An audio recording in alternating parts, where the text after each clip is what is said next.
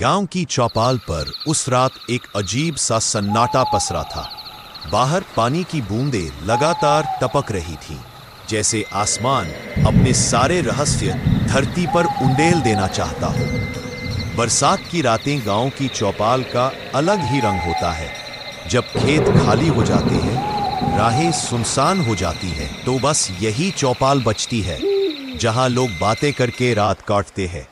उस रात भी बारिश थमने का नाम नहीं ले रही थी।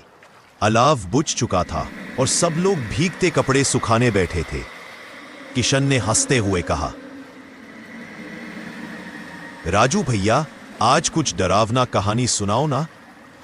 सुना है तुम्हारे साथ बरसात में कुछ हुआ था, लेकिन कभी बताया नहीं। राजू ने धीरे से मुस्कुराया, मगर उस मुस्कान में ना जाने क्यों ठंडक थी। कहानी नहीं है किशन, मेरी अपनी रात है।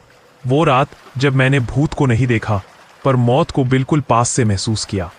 चौपाल पर बैठे लोग थोड़े आगे खिसक आए, जैसे ठंडी हवा से बचना चाहते हों, लेकिन असल में उनकी जिज्ञासा उन्हें राजू के और करीब खींच रही थी। क्या हुआ था भैया, सच सच बताओ। राजू ने नजरें नीचे कर लीं, फिर धीमे स्वर में बोला, 4 साल पहले की बरसाती रात थी। मैं अपने मामा के गांव जा रहा था। सोचा था शाम तक पहुंच जाऊंगा, मगर बारिश ने जैसे आसमान में डेरा डाल दिया था। रास्ता बदल गया। बरसाती कीचड़ से पगडंडी पहचान में नहीं आ रही थी।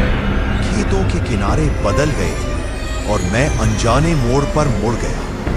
हर थोड़ी दूर पर मैंने आवाज लगाई, कोई है?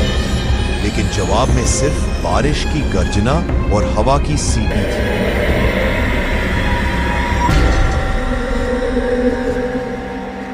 करीब 1 घंटे भटकने के बाद दूर एक जीर्ण शीर्ण मकान दिखा। उसकी टूटी हुई छत और काले पड़े दरवाजे बरसाती धुंध में और भी डरावने लग रहे थे। अंदर की ठंड मैंने सोचा, रात यही काट लूं, सुबह होते ही निकल जाऊंगा। उस मकान की दीवारें सीलन से काली हो चुकी थी, खिड़कियां आधी टूटी और दरवाजा हवा के झोंकों से कांप रहा था। मैंने दरवाजा धक्का देकर खोला कि एक अजीब सी ठंडी हवा अंदर से निकली।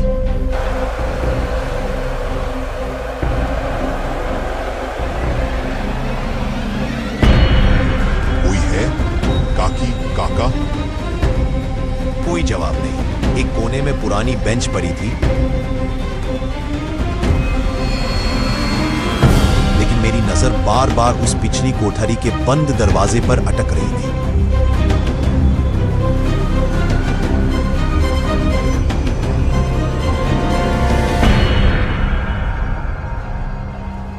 आधी रात होगी, बाहर मूसलाधार बारिश हो रही थी।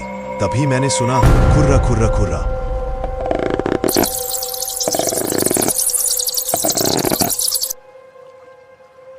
जैसे लकड़ी पर नाखून खिंच रहे हो। पहले सोचा चूहा होगा, लेकिन आवाज और साफ हो गई।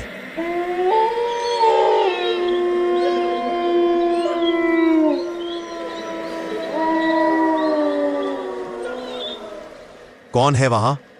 फिर अचानक चर्रररर, वो दरवाजा अपने आप खुलने लगा। अंदर घुप अंधेरा, लेकिन मिट्टी पर अपने आप गीले नंगे पैरों के निशान बन रहे थे। छप छप की आवाज के साथ मेरी ओर आते हुए बिजली चमकी। एक पल के लिए मैंने देखा, एक आदमी की परछाई गीले कपड़ों में, और उसके चेहरे पर कुछ नहीं, सिर्फ काला धुंधल का। मैं पूरी रात दीवार से चिपका खड़ा रहा। कभी कदमों की आहट पास आती, कभी ठंडी सांसें गाल को छूती। जब भोर की हल्की रोशनी आई तो लगा जैसे जान वापस लौटी हो। मैं बाहर निकला और पहले घर पहुंचा। बाबा, मैं रात उस पुराने मकान में रुका था। बुजुर्ग का चेहरा पीला पड़ गया। तू जिंदा कैसे है बेटा? बरसात की रात वहां जो जाता है वो वापस नहीं आता। राजू की कहानी खत्म हुई। चौपाल पर सन्नाटा छा गया।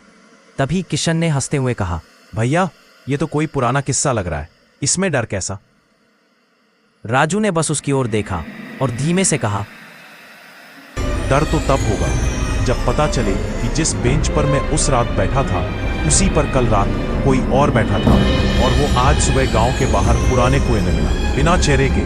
बाहर बिजली कड़की और चौपाल का अलाव बुझ गया।